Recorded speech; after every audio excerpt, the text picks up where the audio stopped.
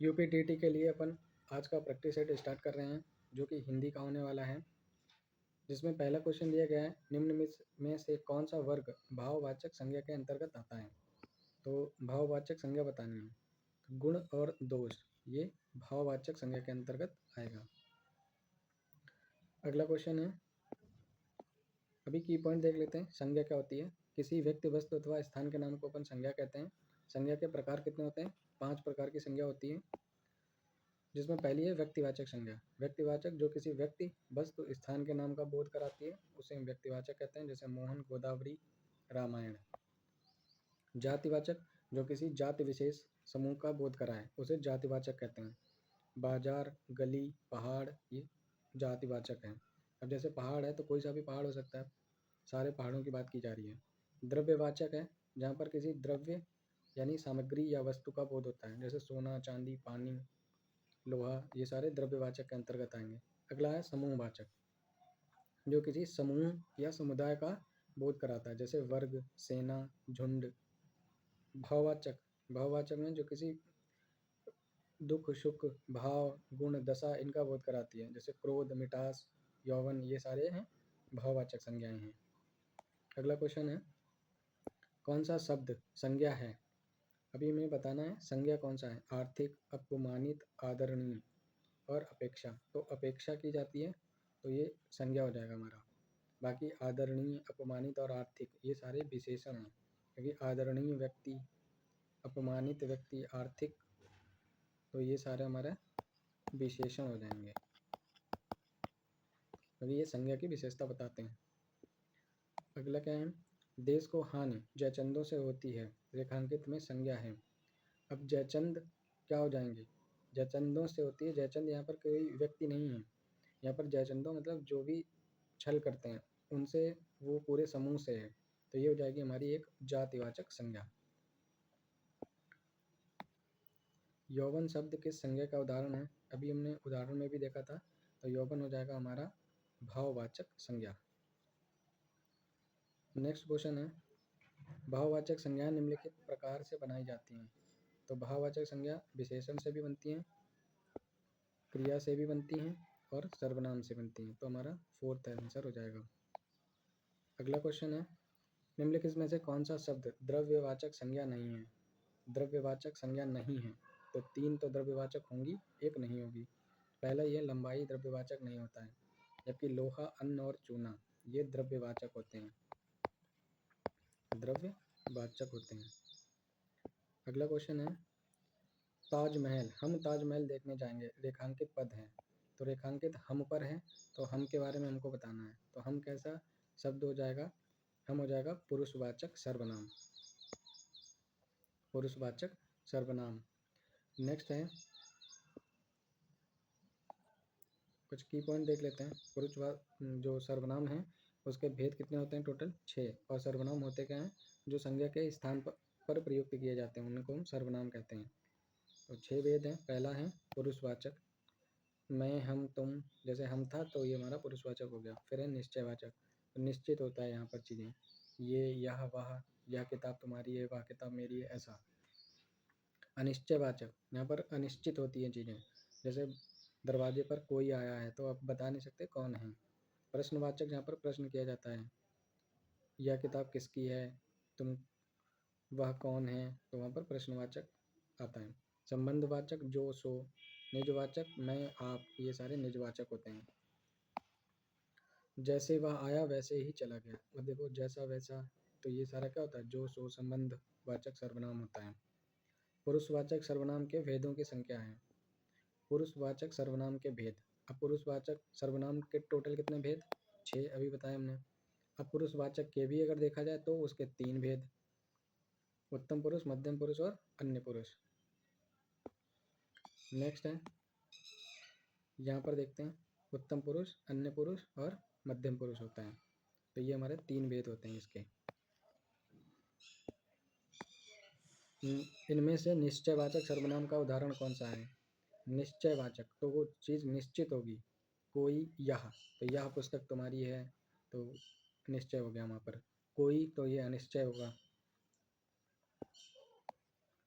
सर्वनाम, सर्वनाम के स्थान पर प्रयुक्त होने वाले संज्ञा के स्थान पर प्रयुक्त होने वाले शब्दों को सर्वनाम कहते हैं। मैं, वह, इन्हें, तुम, ये सारे सर्वनाम होते हैं। सर्वनाम की मूलतः संख्या कितनी होती है? वो 11 होती है। तुम कौन हो अधोरेखित सर्वनाम का प्रकार है। अब यहाँ पर क्वेश्चन मार्क आ रहा है तो प्रश्नवाचक हो जाएगा सर्वनाम। अगला क्वेश्चन है, निम्न में से किस वाक्य में अकर्मक क्रिया है? अब अकर्मक क्रिया बतानी है। अकर्मक का मतलब होता है जिसमें कर्म नहीं होगा, वो हो जाएगा हमारा अकर्मक। कर्म नहीं हो, जैसे पक्षी उड़ रहे हैं तो उड़ना कैसी क्रिया है? अकर्मक। मतलब यहाँ पर कर्म हो चाहे ना हो उससे कोई मतलब नहीं है। उड़ रहे हैं, कैसे उड़ रहे हैं? तो जैसे उड़ते हैं वैसे उड़ रहे हैं। यहाँ पर कैसे का अगर प्रश्न करेंगे आप अकर्मक के लिए तो कोई उत्तर नहीं आ पाएगा, कोई आंसर नहीं होगा, तो वहाँ पर अकर्मक होगी। चिड़िया दाना चुग रही हैं, तो क्या चुग रही हैं? तो दाना चुग रही हैं। तो क्या का उत्तर जहाँ पर होगा, जहाँ पर क्या का उत्तर होगा वहाँ पर सकर्मक होगा। सकर्मक अकर्मक देख लेते हैं। सकर्मक कौन सा होगा? जिसमें कर्म की आवश्यकता होगी। राधा चॉकलेट खाती है, तो यहाँ पर देखो खाती है, क्या खाती है? चॉकलेट खाती है। अकर्मक में क्या होता है? कर्म की जरूरत नहीं होती है। मोहन सोता है, क्या सोता है? क्या सोता है का कोई मतलब नहीं हुआ, तो ये अकर्मक हुआ। प्रेरणार्थक क्रिया, प्रेरणार्थक में क्या होता है? स्वयं कार्य ना करके किसी दूसरे से कार्य करवाता है। आप इसको ऐसे याद रखेंगे कि वो बहुत ज़्यादा प्रेरणा दे देता है, दूसरे को प्रेरित कर देता है और अपना काम करवा लेता है। जैसे पढ़ाना, पढ़वाना, जीतना, जितवाना, ये सारे हमारे प्रेरणात्मक होते हैं। निम्न वाक्यों में अभ्यास बोधक संयुक्त क्रिया पहचानिए। अब अपने को बतानी है अभ्यास बोधक संयुक्त क्रिया। घर जल गया, पानी बरसने लगा, लड़का गिर पड़ा, वह पढ़ा करता है। तो इसका राइट आंसर हो जाएगा अभ्यास बोधक है तो अभ्यास कर रहा होगा किसी ना किसी चीज़ का। जैसे घर जल गया, तो ये जलना कोई रोज रोज घर थोड़ी जलता है, कोई अभ्यास थोड़ी हो रहा है कि घर जला जला के देख रहे हैं। पानी बरसने लगा, लड़का गिर पड़ा, वह पढ़ा करता है, तो ये अभ्यास अभ्यास कर रहा है, पढ़ा करता है, तो ये हमारी हो जाएगी अभ्यास बोधक संयुक्त क्रिया। दिए गए विकल्पों में से पूर्वकालिक क्रिया का प्रयोग किया गया है। अब पूर्वकालिक क्रिया बतानी है। पूर्वकालिक क्रिया क्या होती है? एक काम किया जस्ट तुरंत दूसरा काम कर दिया, तो हो जाएगा तरुण जाता है, पलक गाना गाती है, श्याम खेलता है, साहिल खाकर चला गया। देखो यहाँ पर हो जाएगा पूर्वकालिक क्रिया। चला गया कैसे? खाकर, तो ये पूर्वकालिक क्रिया। जिस संयुक्त क्रिया से मुख्य क्रिया की पूर्णता का बोध हो उसे क्या कहते हैं? संयुक्त क्रिया से मुख्य क्रिया की पूर्णता का बोध हो। पूर्णता मतलब समाप्त हो जाए चीज तो समाप्ति बोधक हो जाएगा। अब यहाँ पर कुछ अन्य क्रियाएं दी हैं। अनुमति बोधक, अनुमति बोधक में क्या होगा कि अनुमति दे रहा होगा, जैसे मुझे जाने दो, श्याम को आराम करने दो, तो ये अनुमति है। अवकाश बोधक में क्या होगा? अवकाश, छुट्टी देने की बात होगी। मेरी बात ना होने पाई, जल्दी के मारे मैं चिट्ठी ना लिखने पाया, तो ये अवकाश बोधक हो जाएंगे। मतलब पाना और पाई इस तरीके के जो शब्द हैं वो आते हैं अवकाश बोधक में। इसमें जाने दो, खाने दो, आराम करने दो, तो दो वाले शब्द आते हैं। इसमें पाया या पाई या पाना, ये इस तरीके के शब्द आते हैं। नित्य बोधक में क्या होता है? पेड़ बढ़ता गया, पानी बरसता गया, रीमा पढ़ती रहती है। नित्य बोधक में काम लगातार चलता रहता है, लगातार जो काम चलता है उसको बोलते हैं नित्य बोधक। नित्य मतलब ये होता है रोज।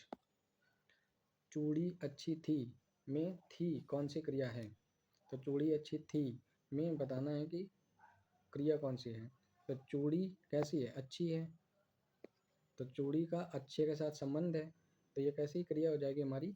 योजक क्रिया, जोड़ने का काम कर रही है, जोड़ने का काम कर रही है, तो वहाँ पर हो जाएगा हमारा योजक क्रिया। ये रही योजक क्रिया के बारे में। चूड़ी अच्छी थी में थी योजक क्रिया है, क्योंकि ये चूड़ी और विशेषण अच्छी के बीच में योजक का काम कर रही है, जोड़ने का काम कर रही है। निम्नलिखित में से किस वाक्य में नामबोधक क्रिया है? अब अपने को बताना है कि नामबोधक क्रिया किसमें है।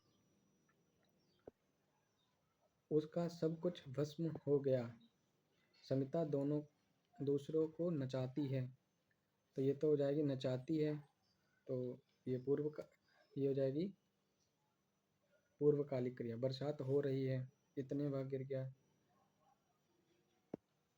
उसका सब कुछ भस्म हो गया, तो ये हो जाएगी हमारी नामबोधक क्रिया। उसका सब कुछ भस्म हो गया। नामबोधक क्रिया बेसिकली स्थिति और अवस्थाओं पर निर्भर करती हैं। इसका वो विकलांग हो गया, वो भस्म हो गया, इस टाइप का नामबोधक क्रियाएं होती हैं। जो दूसरों से काम करवाते हैं उसको बोलते हैं प्रेरणार्थक क्रिया। तो ये पहली वाली तो क्या होगी, प्रेरणार्थक हो गई, प्रेरणार्थक। और पूर्वकालिक कौन सी होती है, जो जिसमें एक काम होता है जस्ट दूसरा हो जाता है, जैसे खाकर चला गया। नामबोधक क्रिया के बारे में देख लेते हैं। स्थिति और अवस्थाओं का बोध कराती हैं।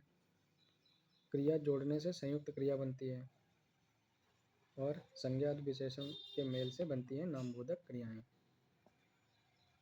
मूल धातु उठ का द्वितीय प्रेरणार्थक क्रिया शब्द क्या है। द्वितीय प्रेरणार्थक, अब देखो उठ मूल शब्द है, ठीक है। इसका एक होता है फर्स्ट, पहला प्रेरणार्थक, फिर होता है सेकंड प्रेरणार्थक, दूसरा। तो उठ का होता है उठाना, ये होता है पहला, और उठवाना, उठवाना ये हो जाएगा हमारा द्वितीय अरे क्या ही हो जाएगा, प्रेरणार्थक। नेक्स्ट है, अभी एक सजाती क्रिया होती है, वो भी देख लेते हैं। किसी अकर्मक या सकर्मक के साथ उसकी धातु से बनी भाववाचक संज्ञा का प्रयोग करने को सजातीय क्रिया कहते हैं। हमने खाना खाया, तो ये हो जाएगा सजातीय क्रिया। मूल क्रिया, प्रथम प्रेरणार्थक क्रिया और द्वितीय प्रेरणार्थक क्रिया का सही शब्द क्रम चुनें। मूल क्रिया उठना, उठाना और उठवाना, ये हो जाएगा हमारा, ये सही क्रम। मूल क्रिया होगी उठना, फिर हो जाएगा प्रथम प्रेरणार्थक उठाना, फिर उठवाना। नेक्स्ट क्वेश्चन है, ये है मूल क्रिया, प्रथम प्रेरणार्थक, द्वितीय प्रेरणार्थक, उठना, उठाना और उठवाना। कुछ अन्य एग्जाम्पल दिए हैं, बजना, बजाना और बजवाना। तो इस तरीके से हमारा ये आज का प्रैक्टिस सेट कंप्लीट होता है। इस प्रैक्टिस सेट में हमने 3 चीज़ें कंप्लीट करी हैं, जहाँ पर संज्ञा को कंप्लीट किया, फिर सर्वनाम करा है और क्रिया की है। तो जितने भी क्वेश्चन बन सकते हैं, हर टाइप का क्वेश्चन लिया गया है यहाँ से। एक चीज़ और याद रखेंगे, कर्म के आधार पर क्रिया 2 तरीके की होती है, सकर्मक और अकर्मक। ये भी क्वेश्चन कभी कभी पूछ लेते हैं। तो आपको प्रैक्टिस सेट बढ़िया लग रहे हैं तो सब्सक्राइब कर लें चैनल को।